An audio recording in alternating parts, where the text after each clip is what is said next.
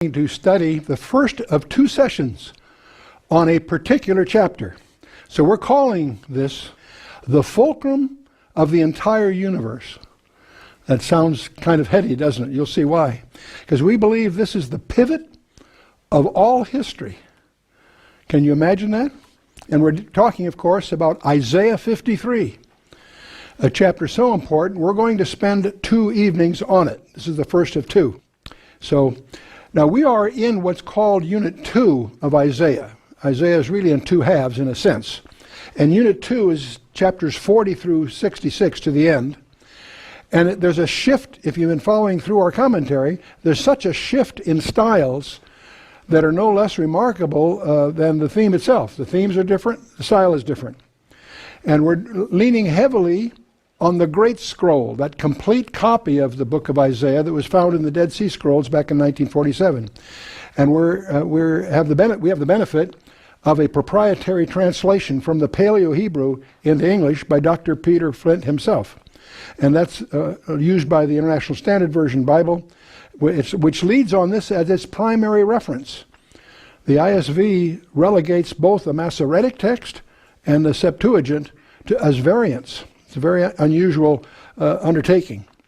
We will confine our exegetical and expositional comments referencing, as we always do, the King James Version. But it'll be our style to look at the ISV first to get the flow, the feeling of the passage. And so, now the design of Unit 2 is rather interesting. From chapters 40 through 48 is the purpose of peace. From 49 to 57, the Prince of Peace. And 58 to the end, the program of peace. And those first 2 sessions have sort of a bookend on them, 48:22 and 57:20, same verse. There is no peace, said Yorevave, to the wicked. But right in the middle of this unit, and we're in unit, of course, the middle unit there, is this chapter that we're going to explore in the next 2 sessions, chapter 53. It's interesting that it's called by many people the Holy of Holies of the Old Testament. And it happens to be 13 chapters in from the beginning of the unit, and it's 13 chapters left to the end. It's literally in the middle of this segment of the Unit 2 of Isaiah. And Isaiah 53, I'm calling it the fulcrum of the entire universe, and that may sound a little heady, but you'll see why before we're through. It's also called the pivot of all history. And that's a breathtaking statement, if you think about it. And of course, it's also called by many the Holy of Holies of the Old Testament. And the reason it has these appellations on it is that these 12 verses that make up chapter 53 really, as you will see, are a summary of the entire New Testament in 12 verses. It's really astonishing to realize we're talking about something that was written, 700 BC. This is been a long time ago. And this passage is so provocative that, in Judaism, they're divided in Ashkenazi and Sephardic Jews. There's two ethnic roots to Judaism. The Ashkenazi Jews removed this chapter from their Bibles. They were so disturbed by it. And fortunately, the Sephardic Jews did not. But even eclipsing both of these guys, in 1947, when the Dead Sea Scrolls were found, the most precious scroll was a complete copy of the book of Isaiah. And right in the middle of it, when you visit Israel, you can go to the Israeli Museum. They have a special building just to show this. You can go there and see right in the middle of Isaiah, there's chapter 53. And so that is embarrassing. Written about 700 BC, we find this passage is alluded to in all 4 Gospels, and also in Acts, Romans, and 1 Peter, and we'll look at some of those places as we go. And so, it's what makes it so important? The crucifixion of Jesus Christ. Isaiah 53 will deal with the cross, the lamb that was slain in our place, if you will. And what's remarkable about all of this is that the official form of execution in Israel was stoning. Crucifixion was invented about 90 BC by the Persians and then widely adopted by the Romans, and of course was the method of execution. That's what's so startling to realize that 7 centuries earlier, this form of execution is detailed in the scriptures long before it was invented. Many people miss that. In Psalm 22 is another passage on the cross. The bones, the thirst, the piercing of the hands and feet, the humiliation, the ridicule, the casting of lots. Even the first and last words of our Lord as he hung on the cross are quoted there. Psalm 22 reads as if it was dictated by Jesus as he hung on the cross, even though it was written 700 years earlier. No, we're dealing with a supernatural book, and this is a supernatural passage. We need to recognize what it is. When we get to the second coming of Christ, interestingly enough, in Zechariah 12:10, he says, "They shall look upon me whom they have pierced." Zechariah 12:10, there's a description by the Lord of what's going to happen when he makes his second appearance. Many people miss the fact that in the English, they shall look up on me whom they've pierced, but in the Hebrew, there are two letters between those two words that are not translated, the Aleph and the Tau. If I put that in the Greek, you'd recognize I'm the Alpha and the Omega. And that's the Hebrew way of saying it. It's untranslated, but it's there, believe it or not. Check it out. It's quite exciting. But another thing I want to point, we're talking about Isaiah 53, but it's widely recognized among scholars that it actually starts about 3 verses earlier. In other words, the last 3 verses of chapter 52 really are part of this passage. So that may confuse you as we go, but we should remember that the chapter divisions that we're so used to were added in the 14th, 15th centuries. So they're man's parsing there. And as is our style, we're going to always start by just reviewing the International Standard Version, because giving it its due, it really captures the flow of Isaiah's thought very, very comfortably. So we'll start that way. So to give you a flavor of the context of chapter 52, we'll start where 52 started in the last session. And so in the ISV, in verse 1 of chapter 52, it says, "Awake, awake, clothe yourself with strength, O Zion. Put on your beautiful garments, O Jerusalem, the holy city. For the uncircumcised and the unclean won't enter you. Shake yourself from the dust and arise and sit on your throne, O Jerusalem. Loosen the bonds from your neck, O captive daughter of Zion. For this is what the Lord says, you were sold for nothing and you'll be redeemed without money." And he goes on to say, "For this is what the Lord says, my people went down long ago into Egypt to live there. The Assyrian too has oppressed them without cause." That's another of those indications that the Pharaoh of the Exodus was Assyrian, not Egyptian, by the way. But moving on. "Now therefore, what am I doing here, asked the Lord, seeing that my people are taken away without cause? Those who rule over them are deluded, says the Lord, and continuously, all the day long, my name is blasphemed. Therefore, my people will know my name. In that day, they'll know that it is I who speaks. Here I am.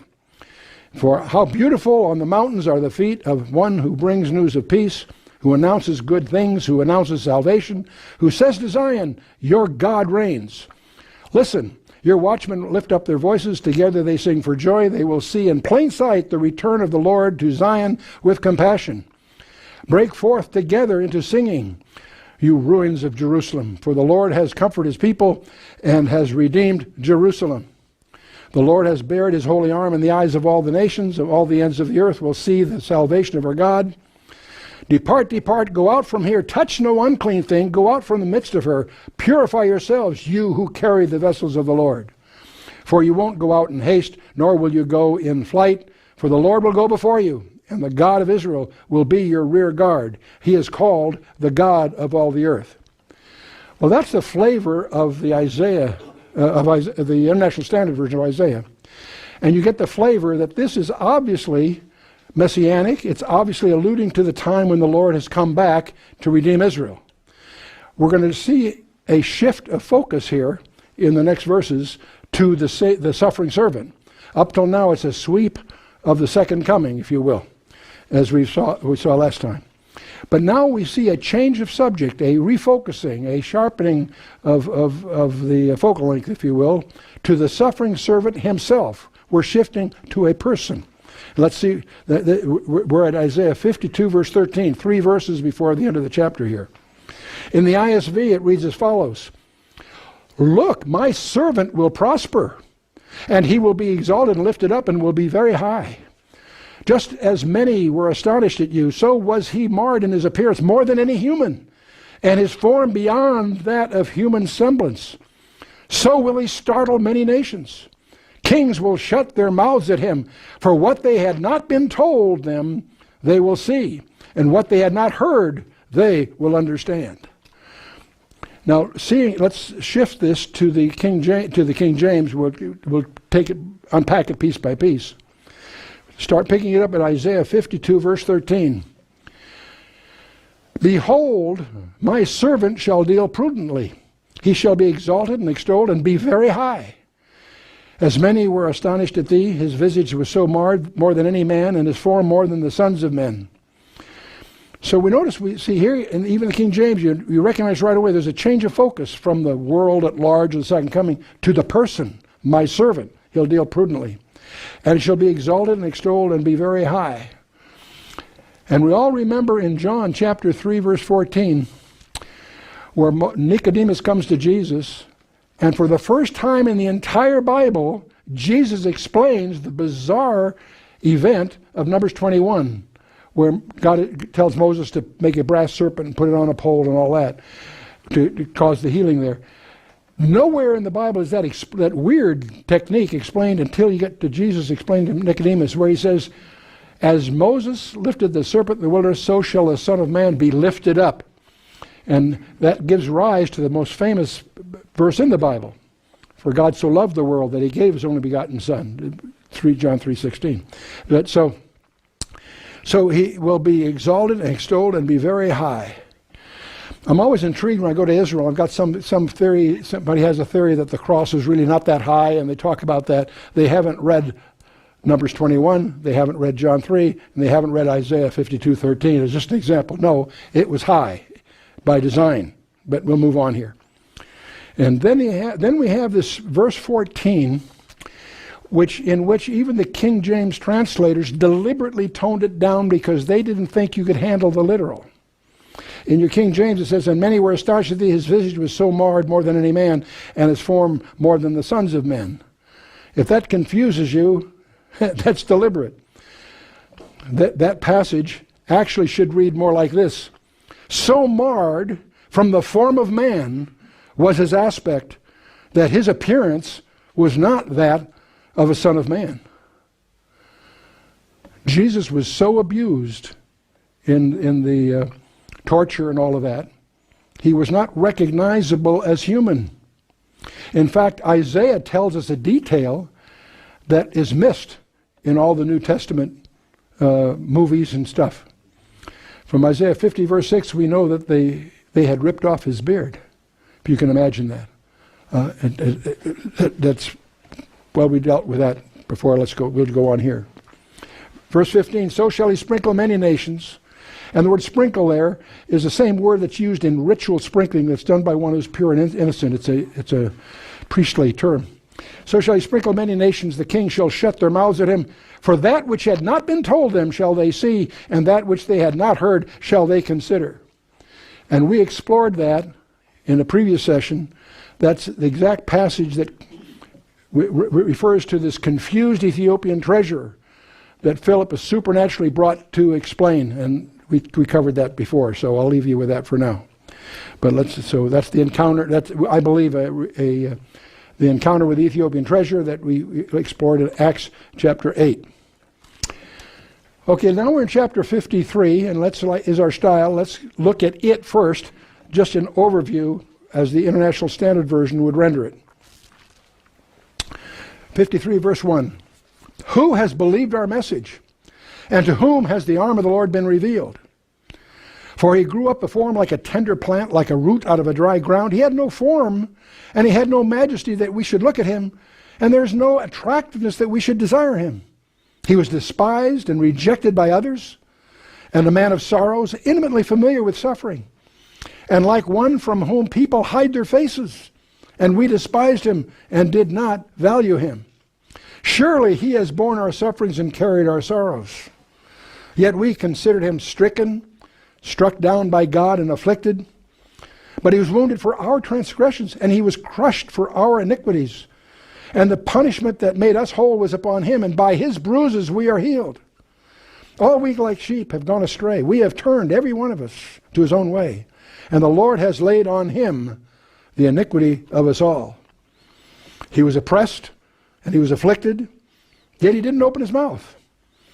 Like a lamb that is led to the slaughter, as a sheep that before its shearers is silent, so he did not open his mouth. From detention and judgment he was taken away. And who can even think about his descendants? For he was cut off from the land of the living. He was stricken for the transgression of my people. Then they made his grave with the wicked and with rich people in his death, although he had committed no violence, nor was there any deceit in his mouth. And then it shifts to the exaltation of the servant. Yet the Lord was willing to crush him, and he made him suffer. Although you make his soul an offering for sin, he will see his offspring, and he will prolong his days, and the will of the Lord will triumph in his hand. Out of the suffering of his soul, he will see light and find satisfaction.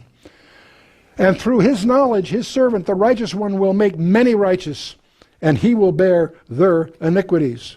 Therefore, I will allot him a portion with the great, and he will divide the spoils with the strong, because he poured out his life to death and was numbered with the transgressors. Yet he carried the sins of many and made intercession for their transgressions.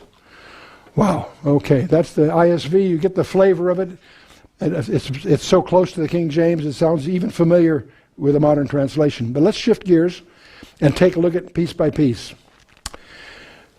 This first verse, I'll come back to at the end because it has a surprise in it. But who hath believed our report? And to whom is the arm of the Lord revealed? This is actually quoted by John in his gospel. Let's take a quick look at it. Verse 38, where John points out that the saying of Isaiah the prophet might be fulfilled, which he spake. Lord, who hath believed our report? And to whom hath the arm of the Lord been revealed?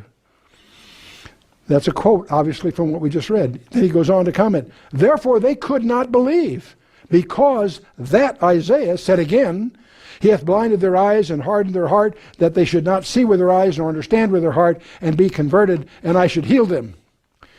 Now, it's interesting that verse 38 is a quote from Isaiah 53.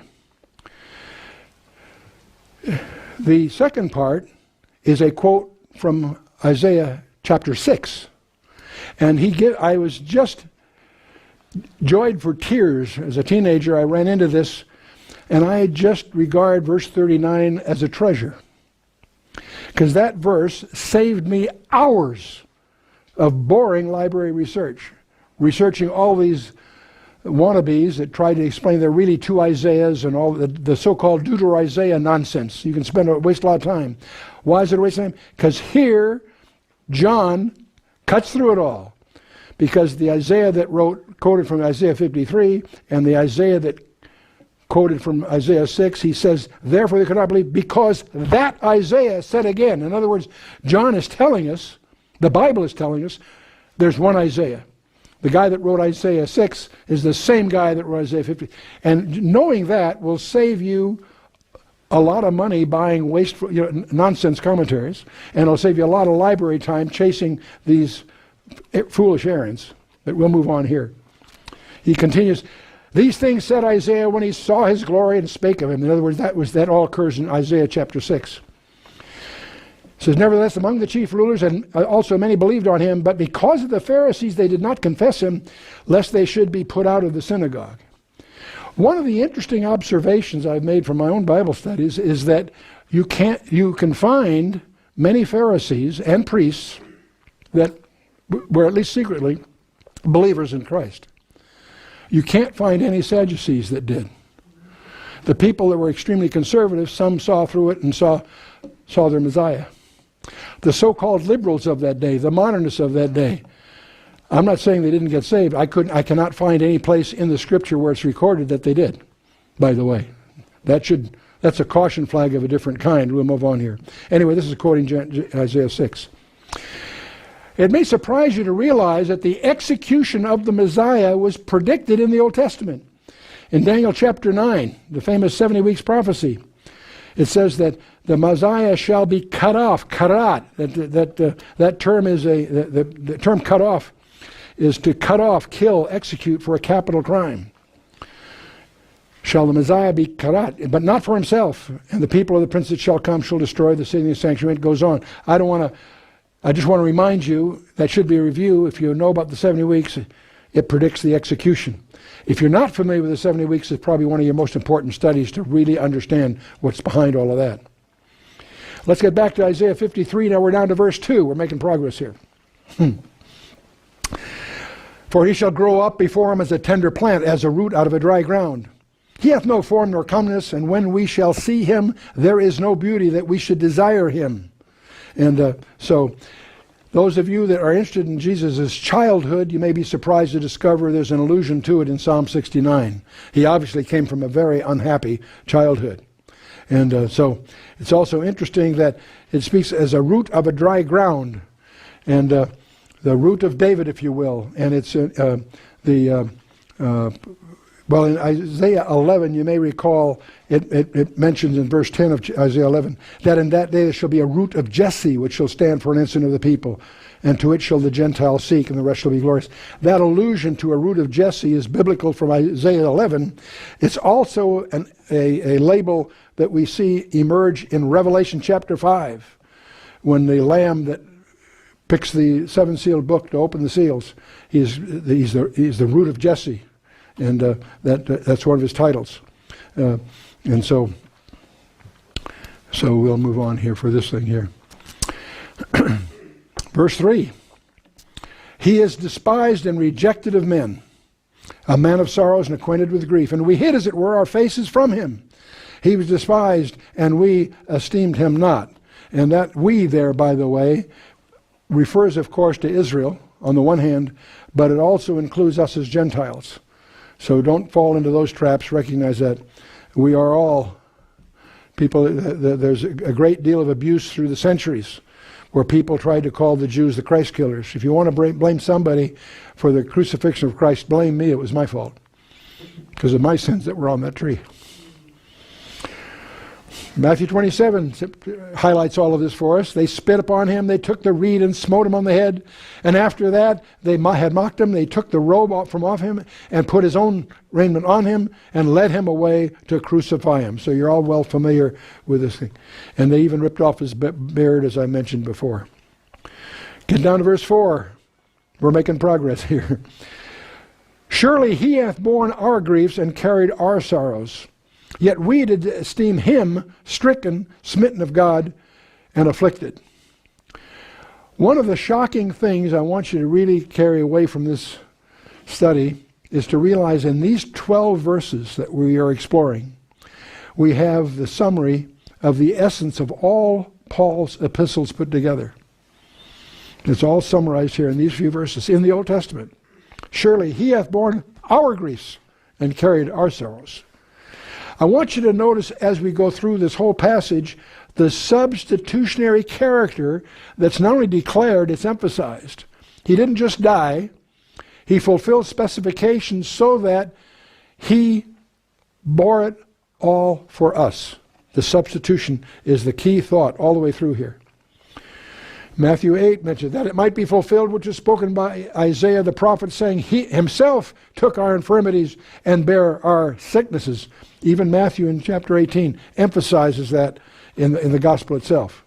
And it's confirmed in all the gospels, by the way. The whole New Testament is summarized in a few Old Testament verses. Let's go on to verse 5. But he was wounded for our transgressions. He was bruised for our iniquities. The chastisement of our peace was upon him, and with his stripes we are healed. Notice the substitutionary allusions in all through him. He was wounded for our transgressions. He was bruised for our iniquities. The chastisement of our peace was upon him. Every morning that should be our prayer of thanksgiving as we try to understand what this means. But I want you to watch out for that last one. By the way, he was born of a woman so that we could be born of God. He humbled himself so that we could be lifted up. He became a servant so that we could be made joint heirs with him. That you and I can't imagine what that means.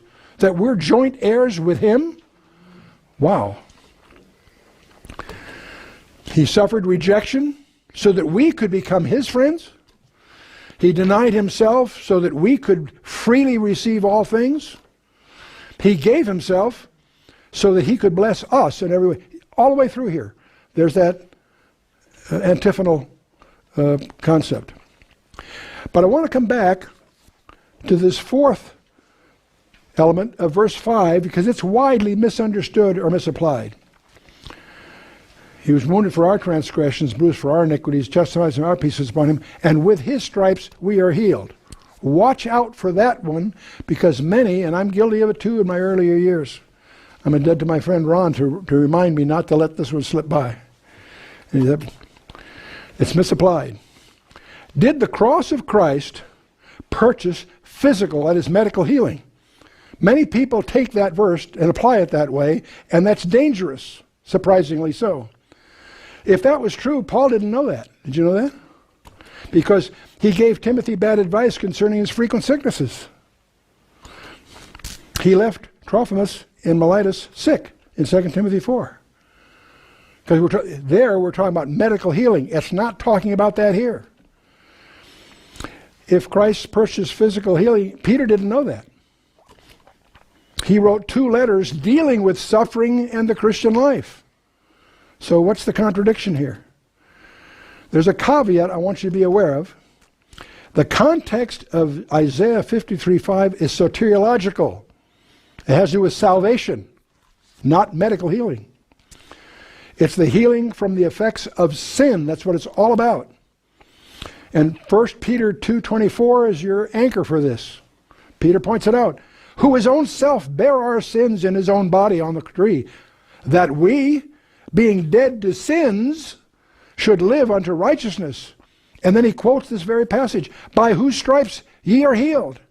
Peter's telling us what it's focusing on isn't medical, physical healing. He's talking about something vastly more profound, vastly more pervasive, vastly more determinate of our destiny. That's what so by whose stripes he even heals that. And many people quote Matthew 8:17, but that's quoting Isaiah 53 verse 4, not verse 5. There's some subtleties here. And the reason I want to emphasize this, it's easy to get caught in a trap. Because if you start arguing that Jesus on the cross guaranteed our medical healing, you've got a problem. Because what do you do when you find someone who's not healed? One of our closest friends lost a foot. How does that fit in? See, the problem is if you attempt to apply Isaiah 53 verse 5 to medical healings, you run the risk of clouding your own confidence in your own eternal security when a medical healing might not occur. You encounter God's sovereignty is involved in every healing, every medical healing. Often God will heal miraculously, fantastic. Sometimes he doesn't, and he has his reasons. And if your eternal security hangs on God's medical healing in a situation, you're asking to get confused. Your security in Christ vastly overshadows everything else, including medical issues. And your authorities for that there are dozens of them. John 10, verse 28 and 29. We are in the palm of his hands, in the palm of his Father's hand. There are 2 hands involved. Romans chapter 8, starting at verse 28 to the end of that chapter, I tab in my Bible. Whenever there's a cloud in my horizon, I just jump right into Romans 8, the last half of verse 28 to the end. I always check to make sure that's there. You cannot read verse 28 to 39 of Romans 8 and have any doubt about where you stand with respect to the Christ. And in fact, that's so important. We've done a special study on that, which if you haven't been through it, we encourage. To me, that is not an optional doctrine. That's an essential foundation for your own fruitfulness in the Lord's ministry. If you have doubts about where you stand with respect to Christ, there's no way you can be an effective ambassador for our Christ. Because your confusion will be translated, your uncertainty will be contagious. No. You need to nail this one down for real. It's what I consider essential spiritual hygiene. Okay, now we get to verse 6, and I know it's very familiar to all of us. All we like sheep have gone astray. We have turned every one to his own way. And the Lord hath laid on him. I almost want to put the adversative conjunction there. But the Lord hath laid on him the iniquity of us all. We have no idea to imagine what that involved. Paul tells us in 2 Corinthians 5:21, for he hath made him to be sin for us, who knew no sin, that we might be made the righteousness of God in him. You and I can't imagine what that means. How we can take a holy, perfect Jesus and make him sin on our behalf. We have no concept of what that means. That's a gap that we can't even imagine, and yet bridged by God for our benefit. That all we like sheep have gone astray, we have turned everyone. The Lord hath laid on him the iniquity of us all. Again, all the way through this passage, there's this declaration of substitutionary death. For he hath made him to be sin for us who knew no sin, that we might be made the righteousness of God in him. That he hath made sin for us. And I don't think you and I can imagine what that must mean. He was oppressed and he was afflicted, yet he opened not his mouth. He has brought as a lamb to the slaughter, and as a sheep before her shearers is dumb, so he openeth not his mouth. Now, it's amazing to me, as I started digging into this, how that particular aspect is hammered away in all the four Gospels and Acts. Take a look at this. In Matthew 26, the high priest rose and said unto him, answerest thou nothing? What was it which these witnesses against thee? But Jesus held his peace, didn't respond.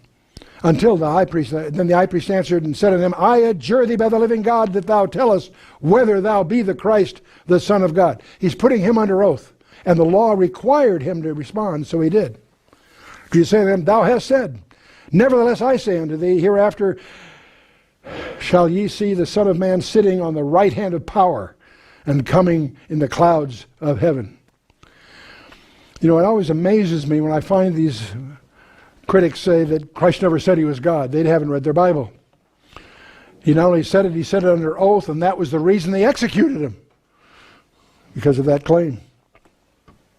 So, Jesus held his peace. And when he was accused of the chief priests and elders, he answered nothing. Then said Pilate unto them, hearest thou not how many things they witness against thee?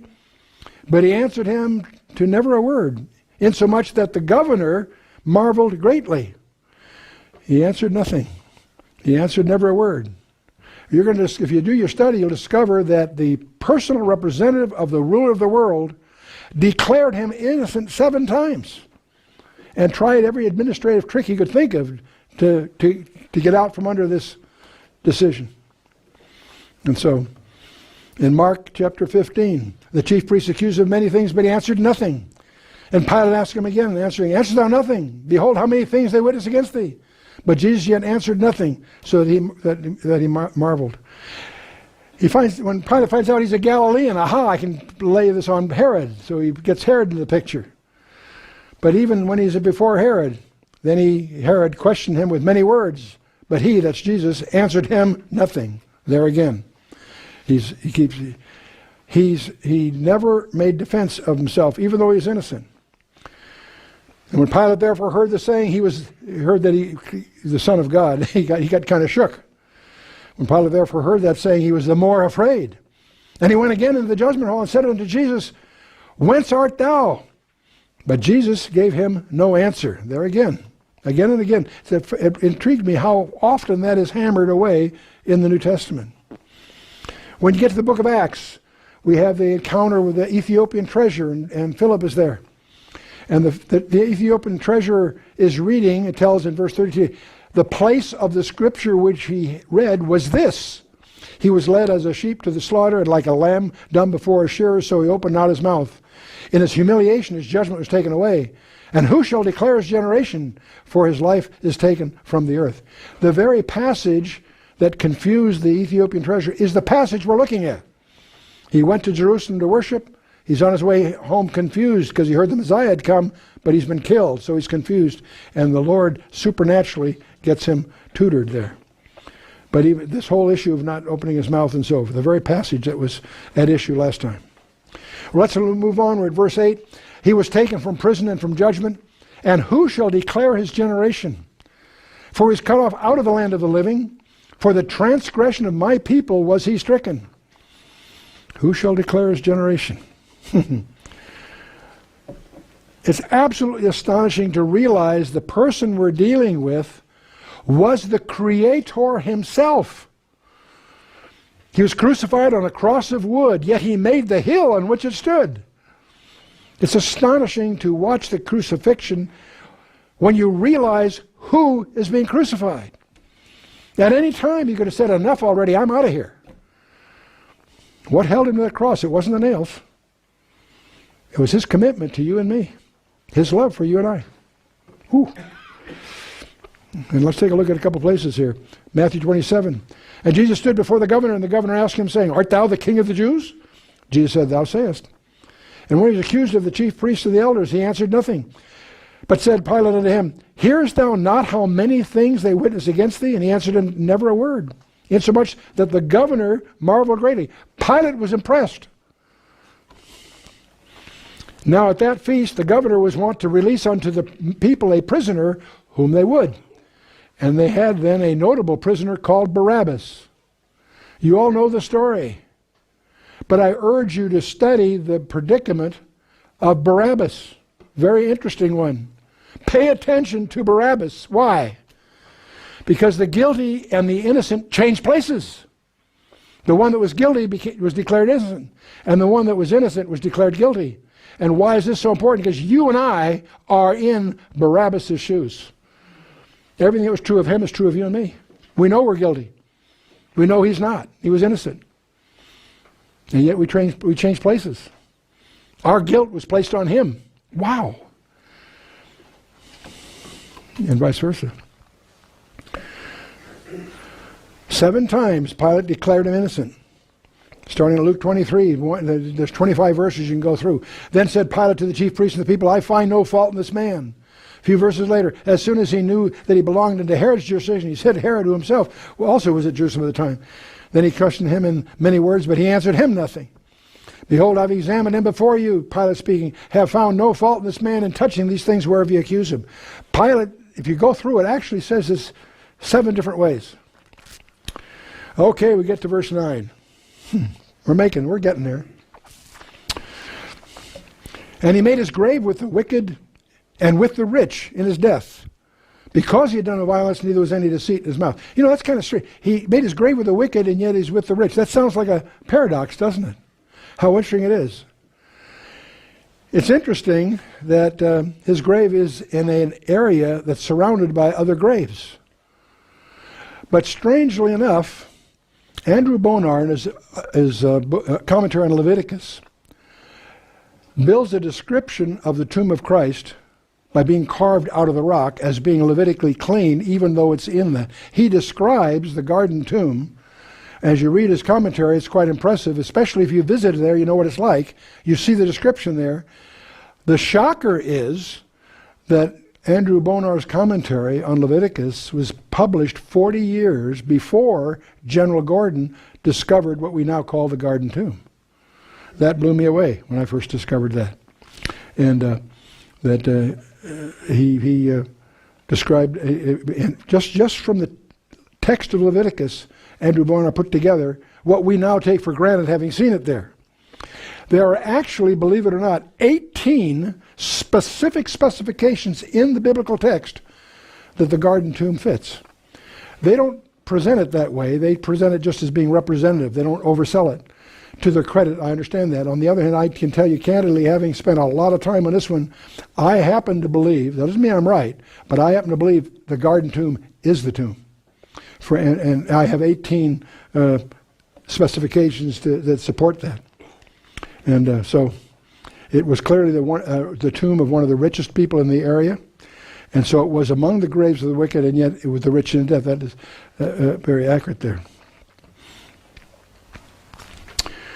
In Matthew 27 again, we lean on that pretty heavily in this study.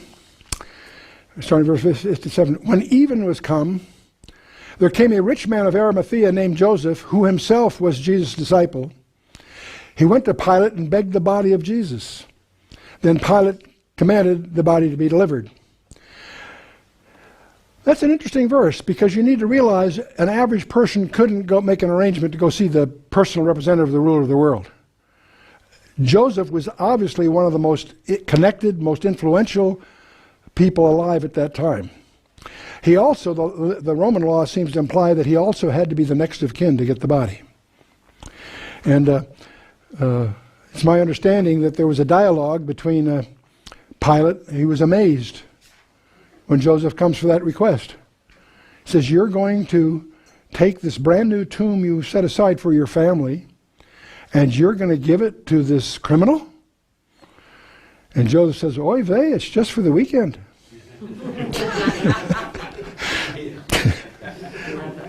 A silly story, but I can never resist working that in to break the thing here. But actually, when Joseph had taken the body, he wrapped it in a clean linen cloth, and he laid it in his own new tomb, which he had hewn out in the rock, and he rolled a great stone to the door of the sepulchre and departed. And so there you have it. He had hewn it out of the rock. That turns out to be Levitically required if there are wicked graves around, to separate it Levitically from to make it pure. But there's another episode that I find very illuminating. Continuing verse 63 of Matthew 27. The next day, the day after the crucifixion, the Pharisees, they come to Pilate and they say, Sir, we remember that deceiver said while he was yet alive, after 3 days I will rise again. You know, it's interesting to me, his enemies knew that. The disciples were surprised. It always fascinates me that the enemy, they were paying attention. After 3 days I'll rise again. Command therefore that the sepulchre be made sure until the third day, lest his disciples come by night and steal him away and say to the people, he is risen from the dead. So the last error will be worse than the first. That's an interesting remark. They admitted this whole thing was a big mistake. See, they had not planned to do it on a holiday. Jesus controlled the timing. When he announced at the Last Supper that he's going to be betrayed, that let the cat out of the bag, so to speak, and on it goes. He was in control of it all. But it's interesting how they asked the Roman authorities to make sure that no one could steal. Do you think that the personal representative of the ruler of the world would have the resources to put an adequate guard on that too? Let me tell you, if there was any way that could have been avoided, it would have been. And I love this last verse. It's one of my favorite verses about this whole area. Pilate said to them, ye have a watch, go your way, make it as sure as you can. I love that, because I can hear in the rhetoric Pilate's skepticism. He knew that no matter what they did, I think when he found out the tomb was empty, he was not surprised. I see a growing insight here. Now there are all kinds of legends about what happened to Pilate later, 3 or 4 totally different kinds none of them have any real authority. The Coptics in Egypt have a tradition that he became a believer. They're the only ones that go in that direction. We don't. It's been studied. None of the traditions about him have any substantiation, so we don't know. But I can tell you, probably from studying the whole text of that fateful day, I will not be surprised if when I get to heaven I find Pilate there. I know Nebuchadnezzar will be there for a number of reasons. It wouldn't surprise me to have Pilate there. It wouldn't surprise. Okay, make it as sure as you can. I love that. Verse 10. Yet it pleased the Lord to bruise him, he hath put him to grief. When thou shalt make his soul an offering for sin, He shall see his seed, he shall prolong his days, and the pleasure of the Lord shall prosper in his hand. And Peter talks about this in the first letter in the second chapter. Who did no sin, neither was guile found in his mouth. Who, when he was reviled, reviled not again. When he suffered, he threatened not, but committed himself to him that judgeth righteously. Wow. And well, let's go to verse 11. He shall see the travail of his soul, and shall be satisfied. By his knowledge shall my righteous servant justify many, for he shall bear their iniquities. Wow. So, and we have a couple of verses. We'll take a look at this. In Acts 13, we have Paul preaching at Antioch and Pisidia. And Paul points out, be it known unto you, therefore, men and brethren, that through this man is preached unto you the forgiveness of sins. And by him all that believe are justified from all things, from which ye could not be justified by the law of Moses. And that's preached by a Pharisee of Pharisees. Wow. Romans chapter 5, Paul continues, but not as the offense, so also is the free gift. For if through the offense of one many be dead, much more the grace of God and the gift by grace, which is by one man, Jesus Christ, hath abounded unto many. And he goes on a few verses later, he says, therefore as by the offense of one, judgment came upon all men to condemnation. Even so, by the righteousness of one, the free gift came upon all men unto the justification of life. Wow. And we get to the final verse here in 53, Isaiah 53. Therefore will I divide him a portion with the great, and he shall divide the spoil with the strong, because he hath poured out his soul unto death. He was numbered with the transgressors, and he bare the sin of many, and made intercession for the transgressors. And that last thing is staggering when you really think about it. And we'll take a look at it here in a couple places. In Luke 23, verse 24, then said Jesus, Father, forgive them, for they know not what they do. When you get to that verse, after the trauma of the whole events of that fateful day, forgive them, for they know not what they do. And they part his raiment and cast lots as it goes on. In Romans, we also have a summary statement, 3:25, whom God hath set forth to be a propitiation through faith in his blood, to declare his righteousness for the remission of sins that are past through the forbearance of God. Now the word propitiation is kind of a big word. In the Greek it's also a big word, hilasterion. And it's a word that means appeasing or expiating or propitiation. And it's the term that's used for the mercy seat, used as the cover of the Ark of the Covenant in the Holy of Holies, which was sprinkled with the blood of the expiatory victim on the annual Day of Atonement, on Yom Kippur, if you will. So that's that term. So Yom Kippur is the anticipatory acting out of it. What we see at the cross was the event itself, indeed. And so, now what you can do, and I encourage these just a list to get started, you'll discover that what we're talking about in this chapter is a chain all through the Bible. You can visualize it starting at Genesis 3:15, where God declares war on Satan and creates a title, the seed of the woman, title of the Messiah. And it goes on through a lot of references, but you get to 2 Samuel 7 when David is singled out to be the special player in the whole drama.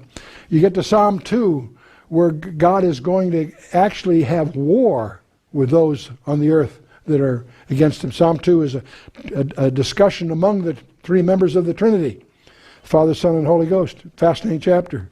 And you get to Psalm 22.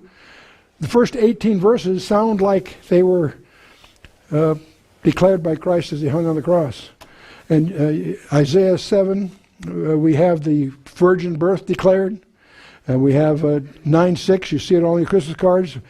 For unto us a child is born, unto us a son is given. Those are not synonyms. The child was born in Bethlehem. The son was given at Golgotha. Same person, a different aspect. Well, we can go down here, Isaiah 52 and 53. That's what we've been dealing with tonight. And Isaiah 61, the first two verses where Jesus declares his mandate at the synagogue in Nazareth and stops at a comma. You want to understand why he stopped at that comma. Daniel 9, the 70 weeks, you need to master that. Micah 5:2, that he would be born in Bethlehem. And much else is tucked away in that verse. Zechariah 9:9, he's going to ride that donkey. That's the one time, the only time he presents himself as a king to Jerusalem. A very key day. He's betrayed by 30 pieces of silver, and on it goes. Incredible little segments in Zechariah. And of course the Gospels. I put Matthew here, but I encourage you to make your own list.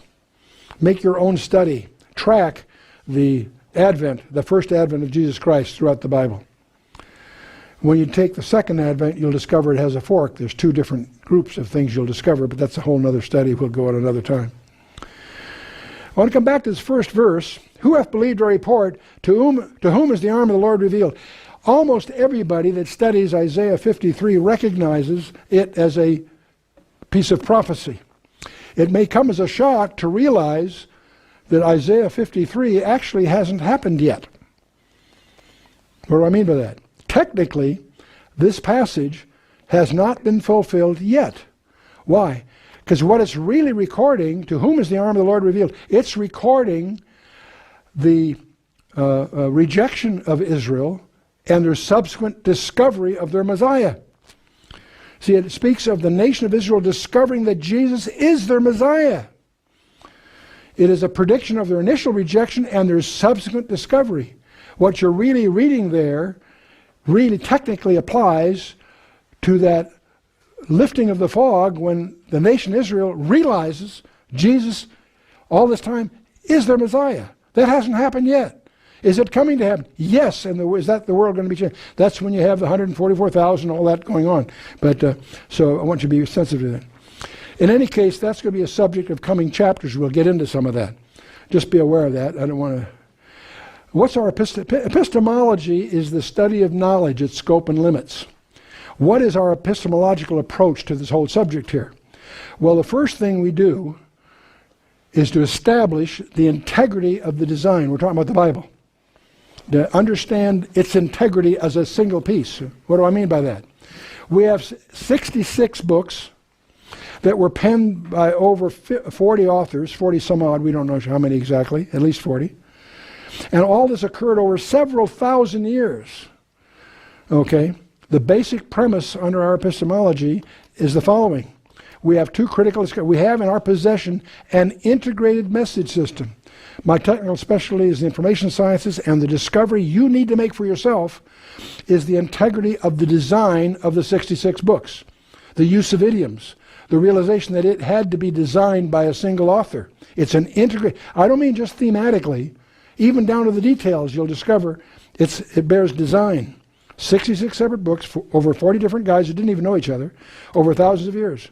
Every detail is there, get this, by deliberate design. How can that be? How can people, thousands of years, write about things they have no experience with the details that are staggering? That leads you to a second discovery related to the first.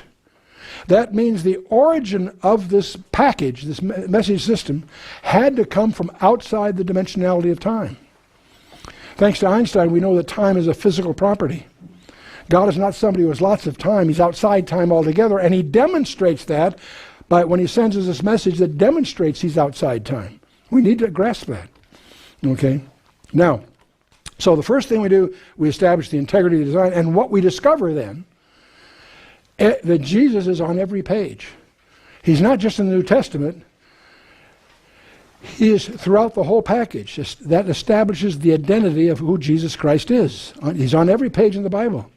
In the Old Testament Tanakh, we know the Hebrew Scriptures, what we call the Old Testament, was translated into Greek 3 centuries before Christ was born. Set aside the other manuscript things, it doesn't matter for us. It was translated into Greek 270 BC. They contain over 300 specific details about the coming Messiah. Just taking those that are quoted in the Gospels He was born of David's family. He was to be born of a virgin. He would be born in Bethlehem. He would sojourn in Egypt. He'd live in Galilee. Yeah, in fact, in Nazareth. He'd be announced by an Elijah like herald. That would occasion the massacre of Bethlehem's children. He'd proclaim a jubilee to the world. He would include the Gentiles. He had a ministry of healing. He would teach among parables. He would be disbelieved and rejected by the rulers. In fact, just in the last week of his life, here's a whole bunch of them. He would make a triumphal entry to Jerusalem. He'd be betrayed by 30 pieces of silver. He would give it vinegar and gall. They'd cast lots for his garments. His side would be pierced. Not a bone would be broken. He would die among other malefactors. His dying words were foretold. He would be buried by a rich man. He would rise from the dead on the third day.